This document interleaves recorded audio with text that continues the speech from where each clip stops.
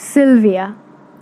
Sylvia's fingers, sweaty and sticky, slapped oil on the rugged breast of the wrinkled, thick chicken and forced mashed potatoes and basil through the featherless bits. Sylvia's fingers, brown from bruises, tapped a cappella on the sooting and smoking oven. As she swung her heavy waist down the corridor, pushing her cart of piping hot, tender chicken of charred skin, recollecting the sting of gin on her tongue, the locked mahogany doors shut upon themselves, turning to the cobwebs vacated by the last Maharaja. And oh, back in the yards, the people were not really mistaken that the soups stirred in her cauldron sent the dead cursing in the grave. Ah, Mr. Winterdale sniffed through the fumes of molten rancid butter. You have a feast here, it seems. Sylvia, my dear, will fortune ever strike my days? Will you accept me as the host? The silver-headed Winterdale tucked the foliage of his curly beard and dabbed the cigar on the ripened acne of her cheek. Smiling through her broken incisor, she followed him into his carpeted room with 2 human-sized suitcases.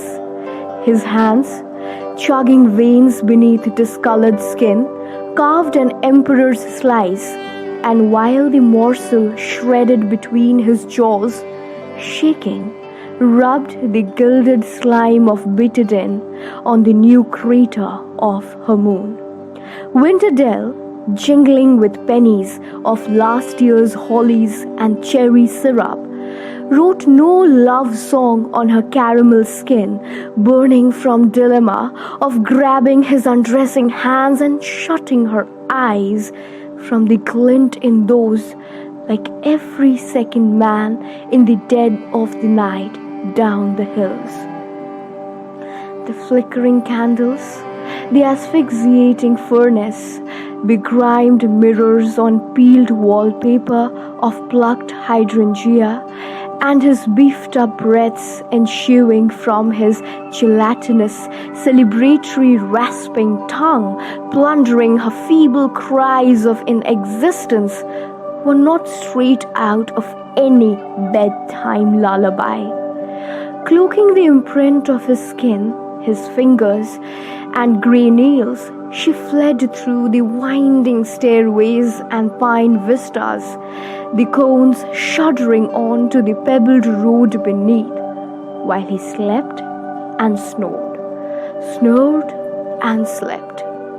On her cold bed, quivering above the sodden mattress, Sylvia tried repeating through her concrete ash-grey lips of 101 lines of innocence and ignorance the carols for the noble being, percolating in through the makeshift windows of shattered glass and tape from underneath the fireflies circling the groves, the populated groves. That night she dreamed the noble being, then a baby wrapped in hay, wailing and illuminating her with the ocean eyes. Sylvie, the beef! Get the hell out now! Lashed the rotten wood of the door, and with her startled eyes cooped in the leads, she distinctly saw the amputed hinges begging at the shrine of strength. When she let the sea of filths and batons in, the cherub red cheeks glared. "Speak you, bitch," commanded the chief. "What swine sorcery is this? Winterdale, the only guest of the season, kicked the bucket this morning. His lips were blue and soiled trousers and a temperature killing the thermometer. What poison did they stir? What herbs did they grind? What grudge did you whisper?" Before the cold hurt, but its indifference of Musty psychedelia, they probed between her aching thighs, the triangle of paganism up to the waist.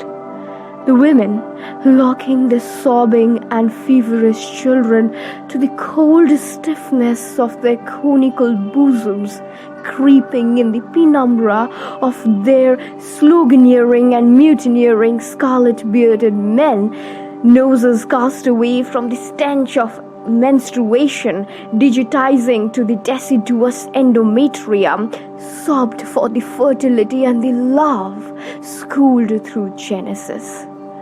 Hang the witch! Our crystal amulets are weak for her spell, chief, cowered in unison.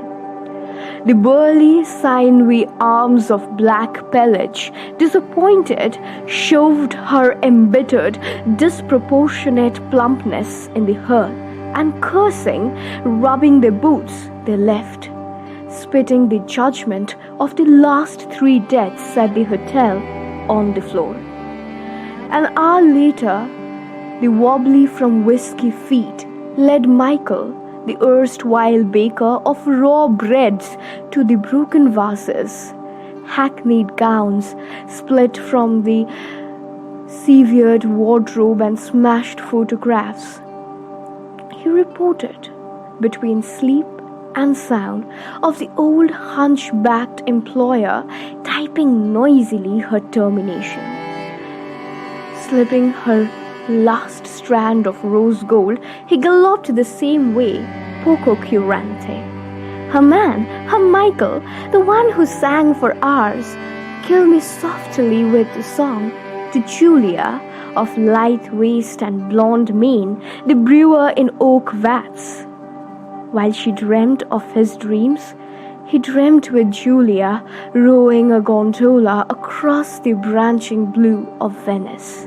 And now, bruised and blank, Sylvia walked feather steps to the remaining souvenir of her English father, whom malaria had claimed before she was 5, and her mother, probably anemic, possibly thalassemic, an alabaster Venus among the ebony crowd, had held her in the pink of aboriginal love.